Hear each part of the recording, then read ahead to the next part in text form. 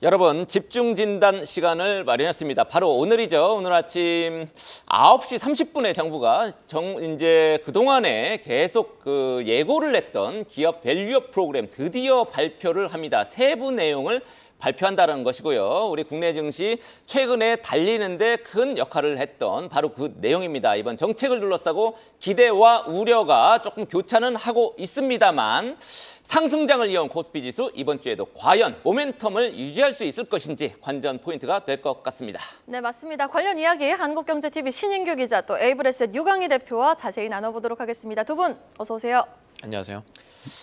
자, 일단 오늘 기업 밸류 프로그램 세부사항 발표를 합니다. 이 정책의 골격이 일본 증시를 벤치마킹한 걸로 알려져 있습니다. 일본 증시를 끌어올리는 어떤 정책, 요게 이제 먼저 나왔었죠. 일본은 어떻게 성공을 했습니까? 지금 니케이 지수 계속 달리고 있는데. 니케이 달리고 있는 것 중에 큰 틀 가운데 하나가 이 저PBR주 개선을 위시로 한 이 일본 증시, 정확하게는 도쿄고래소의 이 밸류 프로그램, 일본식 밸류 프로그램이다라는 얘기가 있습니다. 그 주요 내용 살펴보면은 상장사 대상으로 이제 주주가치 제고 방안을 이제 공시하도록 했습니다. 연 1회 그리고 추가 업데이트 하도록 했고, 그리고 외국인 투자자에 대한 이 접근성을 높이기 위해서 일본 같은 경우는 영문 공시 확대하기로 했습니다. 또 하나는 이 JPX 프라임 150 지수라는 거를 만들었는데, 이거는 도쿄거래소가 만들어 놓은 이 가치 상승 관련한 것들을 이제 집어넣은, 이 우리나라에도 아마 코리아 프리미어라든지 코리아 밸류업 지수라든지 이런 것들이 나올 텐데, 실제로 지수를 도입해서 이 PBR 상승하고 있는 그런 종목들을 집어넣는, 주주 환원을 많이 한 종목들로 지수를 만들고 뭐 이렇게 했겠군요. 맞습니다. 그런 것들을 이제 기업들이 따를 수 있는 기준으로 제시한 게 하나의 성공 포인트가 될 거고, 그런 것들이 있고, 효과를 잠시 보면은 지난해 3분기 말 기준으로 도쿄거래소 상장 기업 가운데 PBR 1이 안 되는 기업들이 이 2022년 말 대비 180개가 줄어들었습니다. 그만큼 PBR이 늘어들었다라고 볼 수가 있겠죠. 그리고 그 가운데는 뭐 64개 기업 같은 경우가 순이익이 줄어들 수 있다는 예측에도 불구하고 배당금을 늘리고 자사주를 매입하면서 자본 환율을 높이기도 했습니다. 이런 부분들이 외국인 투자를 늘렸고, 대표적인 것으로 이 버크셔 해서웨이의 회장이었죠. 워런 버핏이 일본 증시에 대한 강한 믿음을 지난해 드러내기도 했던 게 있습니다. 그리고 거시경제 분야를 좀 살펴봐야 될 것 같습니다. 일본이 이제 엔저 같은 이제 거시경제도 일본 증시를 도왔지만 일본 은행이 일본 증시를 도운 면이 좀 있습니다.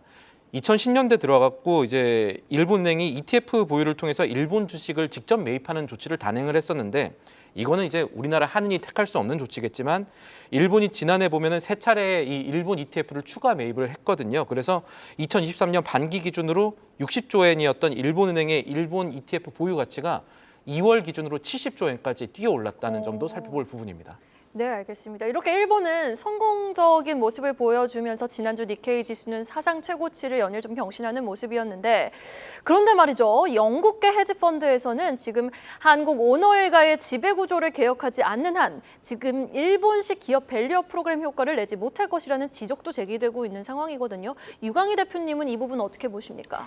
네, 개인적으로는 우리나라 기업들의 지배구조 개혁 없이는 개혁은 뭐 선택이 아닌 필수라고 보고 있는데요.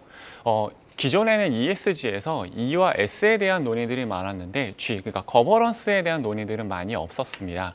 그런데 이 거버넌스, G에 해당되는 게 지배구조, 그다음에 이사회나 감사기구의 역할, 내부 통제 등이라고 보시면 될 것 같은데요. 일단 지배구조 측면에서 본다라고 했을 때 미국 기업은 단일 기업 체제로 운영이 되고 있습니다. 예를 들어서 상장 기업은 최상단에 하나만 존재를 하는데, 이렇게 운영이 되다 보니까 모회사회, 이사회나 감사기구가 경영진에 대해서 뭐 견제와 감시 기능을 수행을 하고 있는데, 예를 들어서 알파벳이 상장되어 있고 구글이나 유튜브는 자회사로 존속이 되고 있는데, 우리나라 같은 경우에는 LG화학에서 배터리 사업을 물적 분할을 하거나 아니면 자회사가 조금 성장을 한다라고 하면은 카카오처럼 좀 자회사들을 상장시키면서 일반 주주의 이익이 좀 침해되는 부분들이 발생을 하고 있기 때문에 이런 지배주 구조에 대한 개혁들이 좀 필요하지 않나라는 생각을 하고 있고요. 그리고 마지막으로 지배주주 오너 중심의 의사결정을 하고 있는데, 지배주주와 그 일반 주주의 이해 충돌이 발생을 했을 때 이사회와 감사가 제대로 역할을 못하는 부분들이 우리나라 같은 경우는 꽤 있었다라고 생각을 합니다. 그런데 이런 부분들이 지배 구조조를 개혁을 하면서 좀 이런 문제들이 좀 해결될 수 있지 않을까라는 좀 기대를 하고 있습니다.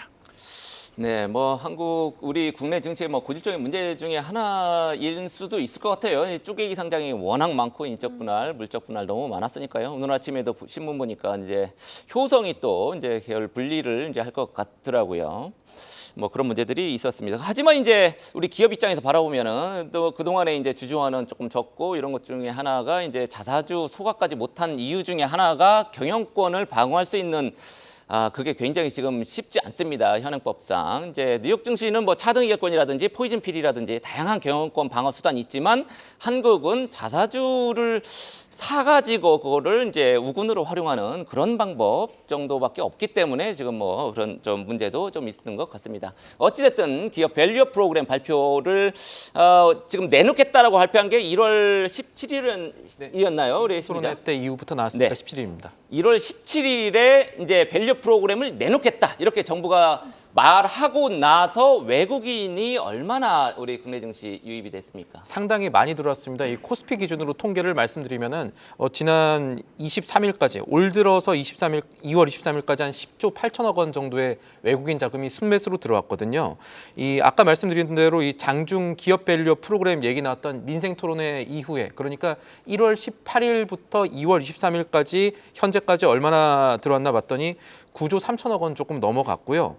2월만 치면은 2월 들어서 지난 종가까지 코스피를 외국인들이 한 7조 원 정도 순매수를 했습니다. 이거는 2000년 이후에 월간 기준으로 2013년 9월에 이어서 역대 2위에 해당하는 기록이 되거든요. 강도 높은 순매수가 기록되는 과정에서 차익 실현 수요가 조금씩 확인되고 있어서 이게 약간 우려가 될 수 있다라는 말도 있지만 여전히 외국인들의 이 순매수가 지속될 수 있다는 분석도 있습니다.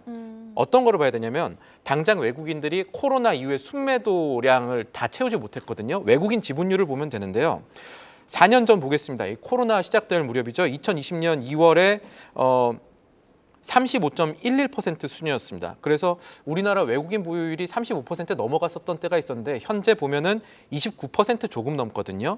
외국인 지분율이 최근에 강한 유입을 조금 감안하더라도 코로나 이전 수준을 회복하지는 못했기 때문에 밸류 프로그램 이후에도 중기적인 외국인 순매수 가능할 것이라는 시각도 함께 존재합니다. 네, 알겠습니다. 외국인의 이렇게 대규모 수급 유입까지 됐던 터라 정책 기대감 덕분에 뭐 만년 저평가되어 있던 저PBR 관련주 약 한 달간 상승 랠리를 펼치면서 이미 시장에서는 이런 기대감만으로도 이 정도 올랐으니까 성공적이다라는 평가도 있고 아니다, 세부안 나오는 거 보고 세론이 나오는지 봐야 된다라는 의견도 있습니다. 유강희 대표님 좀 어떻게 보세요? 네, 저는 개인적으로 우리나라 증시의 저평가 요인을 먼저 좀 살펴보는 게 필요할 것 같은데요. 우리나라 증시의 저평가 요인은 일단 기업의 성장성 약화, 그리고 저배당, 그리고 마지막으로 외국인의 투자자 수급에 따라서 증시의 변동성이 좀 커지는 것들을 볼 수가 있는데 아무래도 기업 밸류업 프로그램을 발표한 이후에 이런 저배당 문제들이 해결될 수 있다는 기대감이 있으면서 외국인 투자가 증가를 했고 일단은 관심 끌기에 성공을 했다라고 생각을 합니다. 그런데 단기적인 테마 이슈가 아니라 뭐 지배구조를 개혁을 하고 주주 환원율을 높이면서 중장기적으로 한국 증시의 매력을 업하는 게 필요하다라고 생각을 하는데요. 그중에서 주주 환원율에 대해서 좀 간단하게 설명을 드리면은요. 주주 환원율 같은 경우에는 순이익에서 뭐 자사주를 매입을 하거나 배당을 하는 등 주주를 위해서 지출한 비용이라고 보시면 될 것 같은데 KB증권 자료를 보게 되면 2013년부터 2022년까지 10년간 한국의 평균 주주 환원율이 29% 정도였습니다. 그런데 미국 같은 경우에는 주주 환원율이 무려 92% 정도가 되고요. 심지어 중국 같은 경우에도 우리나라보다 높은 32% 정도를 기록을 했습니다. 그렇다 보니 미국은 기업이 성장하면서 주주도 그 성장을 함께 누린다는 느낌이 있는데 우리나라 같은 경우에는 기업의 이익이 주주한테 돌아가지 않는 구조였기 때문에 국내 투자자들이 미국 등 해외 주식에 투자하는 비중들이 많이 늘어났고 14년부터 23년까지 224조 원의 해외 주식 순매수가 이루어졌었습니다. 그런데 우리나라가 이번에 기업 밸류업 프로그램을 통해서 이런 부분들을 좀 해결을 한다라고 하면은 해외에 투자하는 분들이 유턴을 하면서 국내 주식으로 유입될 수 있는 부분들이 있기 때문에 이런 부분들도 좀 살펴보시는 게 필요할 것 같습니다. 그럼 단기적으로 오늘은 좀 세론이 나올지언정 중장기적으로는 좀 긍정적으로 지켜보신다라고 정리해 볼 수 있겠네요. 네, 맞습니다. 네, 알겠습니다. 자, 그럼 계속해서 기업 밸류앱 프로그램 수혜주 탑5 종목은 어떤 종목이 지금 언급이 되고 있는지 박정원 캐스터를 통해서 확인해보고 오시죠. 정부의 기업 밸류업 프로그램 발표를 앞두고 저 PBR주에 대한 시장의 관심이 뜨겁습니다. 보험이나 은행, 금융 관련주를 중심으로 이 상승 기세가 지속되고 있는데요. 주주가치 재고 정책 발표에 대한 기대감 속에서 특히나 주목받고 있는 기업 밸류업 프로그램 수혜주 탑5를 꼽아봤습니다. 먼저 미래에셋증권부터 확인해 보시죠. 미래에셋증권은 지난주 3개년 주주환원 계획을 발표했습니다. 2026년까지 3년간 매년 자사주를 소각하는 건데요. 약 898억 원 규모의 배당금 지급도 결정하는 등 적극적인 주주환원 정책을 예고했습니다. 올해 실적 턴어라운드 전망에 대한 기대감도 함께 부각이 되면서 기관은 7거래일째 매수 우위를 보이고 있고요. 전일장 주가는 강보합으로 마무리했습니다. 이어서 삼성물산 살펴보시죠. 외부에서는 밸류업 프로그램이 끌어주고 섹터 내부적으로는 메리츠가 번돈의 50%를 주주환원했으면서 이를 벤치마킹하려는 상장사가 늘어나고 있습니다. 삼성물산은 영업이익과 현금성 자산을 1조 원 이상 달성하고 주주환원이 기대되는 제2의 메리츠가 될 후보로 꼽히기도 했는데요. 국내외 행동주의 펀드가 높은 배당금을 요구하고 있어서 정부의 밸류업 프로그램과 주주연합으로부터 더블 압박을 받고 있다는 분석이 나왔습니다. 외국인이 무려 18거래일 연속으로 매수 우위를 보인 가운데 전일장 파란불을 켰지만 16만 원 선을 지켜주는 모습이 포착됐네요. 다음은 현대차입니다. 호실적의 배당을 확대하고 있는 현대차그룹. 연초엔 자사주 소각 계획도 밝힌 바 있는데요. 여기에 현대차가 그룹의 지배구조 개편에 나설지 이목이 쏠렸습니다. 순환출자 지배구조는 우리 증시의 저평가 요인 중 하나로 꼽히는데 현대차그룹이 국내 10대 그룹 중엔 유일하게 이 순환출자 구조를 갖고 있기 때문입니다. 2018년에도 개편을 시도했지만 외부 반대에 계획을 취소한 바 있는데 정부 정책에 발맞춰서 앞으로 어떤 행보를 보일지 주시해 봐야겠습니다. 외국인이 3거래일 기관도 이틀째 순매수하면서 주가는 강보합권에서 움직였습니다. 삼성생명도 확인해 보시죠. 0.78배의 PBR을 갖춘 삼성생명, 지난해 호실적과 함께 4분기 지급여력 비율이 220% 이상으로 추정이 되면서 경쟁사 대비 높은 걸로 드러났는데요. 배당 가능이익 차감 요소인 해약 환급금 준비금 부담이 없어서 중장기 정책 차별화가 전망되고 있습니다. 주가는 한 달 사이 50%나 올랐고 지난 23일에는 52주 신고가를 새로 쓰기도 했는데요. 이 증권가는 재차 목표가를 상향 조정한 리포트들을 쏟아냈습니다. 외국인이 무려 21거래일 연속으로 매수 우위를 보이면서 빨간불 행진이 이어지고 있습니다. 마지막으로 웹젠입니다. 웹젠은 낮은 PBR뿐만 아니라 현금성 자산과 높은 자사주 보유 비율도 갖추고 있는데요. 이 증권가는 웹젠의 단기적인 실적 전망 등 여러 요소들을 긍정적으로 평가하면서 목표가를 상향 조정했습니다. 또 뮤 모나크를 필두로 테레비스나 MMORPG 프로젝트 S처럼 예정된 신작들이 성과를 보인다면 이는 주가 상승의 트리거가 될 수 있다고 분석을 했는데요. 지난해 상장 이래 처음으로 소각을 진행한 만큼 추가적인 주주환원 정책에 대한 기대감도 커졌습니다. 이렇게 이어지는 랠리에 철저한 옥석 가리기가 필요해 보이는 저 PBR 테마주. 오늘 발표될 세부안이 어떤 내용을 담을지 함께 주시해 보시죠. 지금까지 집중진단 탑5 박정원이었습니다. 네, 지금 뭐 PBR, 특히 이제 순자산 대비 주가가 1배 미만인 지금 뭐 소개한 종목들 보면 대부분 이제 0.5배 이 정도로 굉장히 낮은 최근 들어서 조금 올라주긴 했습니다만 그런 종목들 위주로 지금 선정을 했네요.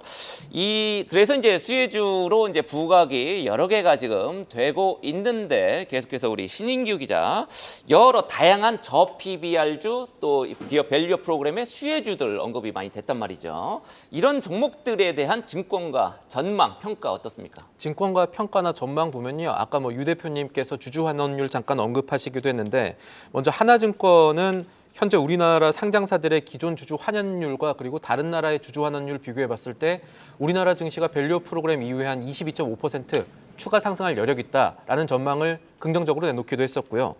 지금까지 주식시장이 투자 아이디어 어떻게 반영해왔냐 보면은 ROE 관련 투자 아이디어를 많이 반영해왔죠. 자사주 매입 가는 기업이라든가 배당 확대 가는 기업 찾기 뭐 이런 것들이 많았는데 수혜자들의 전망 디테일을 찾아보면은 신한투자증권 같은 경우는 앞으로 뭐 타사 주식 매각으로 자본 효율성을 좀 높일 기업들을 주목해야 된다 이렇게 얘기를 하면서 기타 비유동 자산 비율 높고 또 뭐 최근에 상승률이 높았던 커뮤니케이션이라든가 뭐 소비재 그리고 헬스케어 종목 중심의 투자 아이디어를 제시를 했습니다. 그리고 삼성증권 같은 경우는 조금 심플하게 일본 사례를 봤을 때 금융주들이 우리나라 금융주 지금 오른 것보다 더 많이 올랐기 때문에 주주환원 확대 통한 가치 재평가, 리레이팅이 추가로 이루어질 이런 것들을 찾아야 된다라고 했습니다. 하나금융지주 정도 얘기를 했었고 수급 관점에서 저PBR주 추가 투자 아이디어 찾아보다라는 곳도 있었습니다.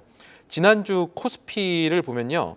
외국인 순매수 저PBR주의 평균 수익률이 0.9%였고 외국인들이 빠져나간 저PBR주의 평균 수익률은 당연히 안 좋았겠죠. 마이너스 1.17%였습니다. 그래서 유안타 증권은 이런 투자 아이디어를 계속 확대를 했을 때 풍산같이 외국인 수급이 들어오고 있는 저PBR주가 매력적일 수 있다. 이런 분석을 내놨습니다. 네, 알겠습니다. 외국인의 수급이 들어오는 저PBR 관련주가 좀 매력도가 높겠다라고 증권사들은 전망하고 있는 가운데 자, 이제 정말 몇 시간 안 남았습니다. 이제 오늘 발표될 밸류업 프로그램 세부 내용안에 따라서 발표 이후에 증시가 좀 조정을 받을 것이라는 예상과 아니면 수혜주 중심의 랠리가 좀 지속될 것이라는 전망이 엇갈리고 있는데 자, 그럼 우리 투자자분들 다소 좀 혼란스러우실 수 있을 것 같거든요. 세부 내용 발표를 기점으로 투자 전략은 좀 어떻게 가져갈까요? 네, 아무래도 단기적 상승에 따른 피로감은 분명히 존재를 하고 있기 때문에 정책이 어떻게 나오는지에 따라서 단기적인 좀 방향이 결정되지 않을까 생각을 하는데요. 뭐 기대 이하의 정책이 나온다라고 하면 좀 조정이 올 수도 있고 예상보다 좀 강한 정책이 나온다라고 하면 추가 상승도 기대를 해볼 수 있는데요. 저희가 아무래도 장기적인 관점에서 수익성이 높고 그리고 PBR이 낮은 기업에 좀 관심이 필요할 것 같은데 그 이유는 밸류업의 핵심이 결국은 자기 자본을 효율적으로 활용해서 수익을 내고 이 부분이 이제 ROE라고 보시면 될 것 같은데요. 수익을 내고 주주 환원을 하는 것을 가장 큰 목표를 하고 있습니다. 대표적인 기업들이 뭐 최근에 급등을 했었던 HD 현대일렉트릭이라든지 조금 작은 기업들을 본다라고 하면 M2I 같은 기업들을 좀 볼 수 있을 것 같고요. 그리고 또 저희가 밸류업 프로그램 관련해서 행동주의 펀드에서 좀 힌트를 얻을 수 있는 부분들도 있을 것 같습니다. 왜냐하면은 행동주의 펀드 같은 경우에는 결국에는 강력한 주주 환원을 통해서 주가를 부양시키는 게 목표이기 때문에 최근에 이슈가 되고 있는 뭐 삼성물산이라든지 아니면 VIP 자산운용에서 주주 서한을 보냈었던 삼양 패키징 같은 기업들도 좀 관심을 가질 필요가 있을 것 같고요. 그리고 앞서서 기자님께서 말씀을 하셨지만 일본 사례를 좀 참고를 했을 때 기초 시점 같은 경우에는 PBR이 가장 낮은 종목이 아무래도 은행 관련된 주식이었기 때문에 은행 관련된 것들이 초반에 상승을 했었거든요. 그런데 일본 같은 경우도 좀 시간이 지나다 보니까 반도체나 유틸리티 그리고 자동차나 부품 같은 섹터가 상승률이 높았는데 저는 개인적으로 그 이유가 은행 같은 경우에는 신사업 등으로 자본 이익률을 높이는데 어느 정도 좀 한계가 있기 때문에 이런 부분이 좀 있지 않았나라는 생각을 하고 있고요. 그렇기 때문에 너무 PBR이 낮은 종목을 그냥 무작정 매수하는 것들은 조금 피해야 되지 않나라고 생각을 하고요. 마지막으로 아무래도 주주 환원이 가장 큰 부분을 좀 차지할 수 있기 때문에 배당 성향이 꾸준히 증가하고 있는 지주사 같은 것도 관심을 가져보시는 게 필요할 것 같습니다. 네, 지금 말씀하셨듯이 결국에 이 밸류업 성공 위한 조건 주주 환원이 될 것 같습니다. 이제 배당을 높여주고 이제 자사주를 매입하고 소각하고 그 구체적으로 가서 이 이제 조금 이따 나올 밸류업 프로그램 결과적으로 성공하려면 어떤 게 필요합니까? 우리가 뭐가 성공할지 아닐지 알아보려면 기존에 실패했을 때 어떻게 실패했나 이런 걸 봐야겠죠. 네. 10년 전에 이런 정책들 비슷한 게 하나 추진이 됐었습니다. 우리나라 정부에서. 2014년 7월에 정부가 기업소득 환류세제 등의 내용이 담긴 이 배당 확대 정책을 폈었는데 그 당시에 보면은 우리나라 증시가 3분기에 잠깐 반짝했다가 4분기 넘어가서 다시 좀 상승분 반납하는 그런 모습들이 나왔거든요. 이거는 당시 기업들이 준비가 잘 안 됐었기 때문이다라고 보는 시각들이 많았습니다.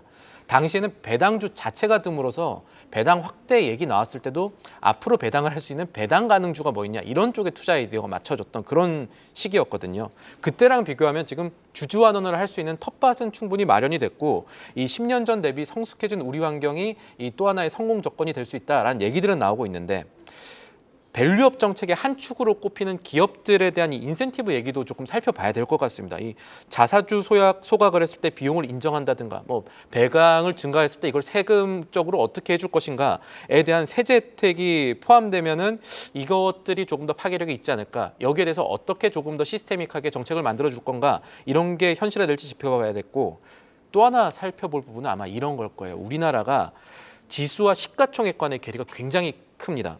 이 숫자를 잠깐만 말씀드리면 2000년 말 이후에 우리나라 지수가 420% 정도 상승하는 동안에 시가총액은 1000% 넘게 늘어났거든요. 그러니까 뒤집어 말하면 시총이 늘어난 것만큼 지수가 상승을 안 했다는 얘기인 겁니다. 왜 그러냐면 우리나라는 더블 카운팅이라고 해가지고 쪼개기 상장이 워낙 많으니까 그렇게 지주사 사업회사 같이 네. 상장해서 증시 가치 평가를 받는 상황입니다. 미국은 안 그렇습니다. 미국 같은 경우는 S&P 500 같은 경우는 지수와 시가총액 괴리율이 거의 없거든요. 네. 지수 올라가면 시가총액도 같이 불어납니다. 이거는 자사주 뭐 태우고 이런 것들이 확실히 있었던 건데 이런 괴리들을 밸류 프로그램 기점으로 좀 해소해 나갈 수 있는 방안들이 마련돼 나가야 되겠고 정부의 어떤 뭐 세제 개편이라든가 여러 가지 함께 가는 정책들이 맞물려서 이 그림들이 잘 그려지는 것이 성공 조건이 될 것으로 보입니다. 네, 알겠습니다. 자, 그럼 마지막 질문입니다. 지금 일본 증시는 34년 만에 역대 최고치를 갈아치웠죠. 물론 그 중심에는 엔저 효과를 꼽아볼 수 있겠지만 이와 더불어서 기업 가치 제고 노력이 통했다라는 평가도 함께 나오고 있는데 그렇다면은 우리 코스피도 상단을 많이 열어놓고 대응을 해야 되는 걸까요? 어떻게 보세요?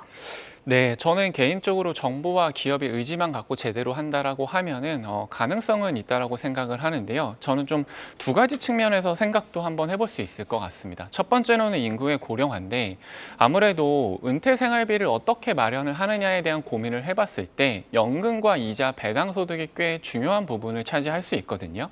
그런데 은퇴 이후에는 좀 보수적인 투자 성향을 갖게 되는데 만약 주주 환원율이 높아진다라고 하면은 배당 소득에 대한 수요들이 증시로 좀 유입될 수 있는 부분도 충분히 있을 수 있다라고 생각을 하고요. 두 번째로는 퇴직연금 시장의 성장인데 22년 말 기준으로 퇴직연금 시장 규모를 보게 되면은 345조 원 정도였습니다. 그런데 이 시장 규모가 2032년이 되면은 860조 원 규모로 성장을 하게 되는데 미래에셋증권 자료를 보게 되면은 퇴직연금 상품, 퇴직연금에서 원리금 보장형으로 운영하고 있는 비율이 70% 정도, 70% 이상으로 나타나 있습니다. 그런데 미국 같은 경우에는 401k에서 98% 이상이 투자 상품으로 운영을 하고 있거든요. 이러다 보니 우리나라 DC형 같은 경우에는 연평균 수익률이 2.7%를 기록을 하고 있고 미국 같은 경우에는 연평균 수익률을 8.6%를 기록을 하고 있습니다. 그런데 개인연금 펀드라든지 DC형이나 IRP에서 ETF로 상품을 운영을 할 수도 있고 또 특히 이런 개인연금 계좌 같은 경우에는 과세 이연 혜택도 있기 때문에 정부에서 밸류업 관련해서 ETF를 제대로 개발을 한다라고 하면은 이런 부분에서 신규 자금이 유입이 되고 증시에 좀 버팀목 역할을 할 수 있지 않을까라는 기대를 좀 하고 있습니다. 마지막으로 저도 관련해서 하나 지적하고 싶은 게 퇴직연금 우리나라는 위험자산 비중 70%를 못 넘게 돼 있습니다. 법으로 그렇게 만들어놨고요. 미국은 그런 제한이 전혀 없죠. 그거 이제 개인들한테 맡겨서 지금 다 성인인데 알아서 할 수 있도록 해주면은 우리 국내 증시 살리는 데도 좀 도움이 되지 않을까 뭐 이런 생각이 좀 드네요. 네, 알겠습니다. 자, 저 PBR주 열풍대 진짜만 남게 될 우리 시장 적극적인 정부의 움직임과 함께 코리아 디스카운트 이슈가 하루빨리 해소되길 바라는 마음입니다. 특집 긴급진단 지금까지 한국경제TV 신인규 기자, 에브레셋 유강희 대표와 이야기 나눠봤습니다. 오늘 말씀 고맙습니다.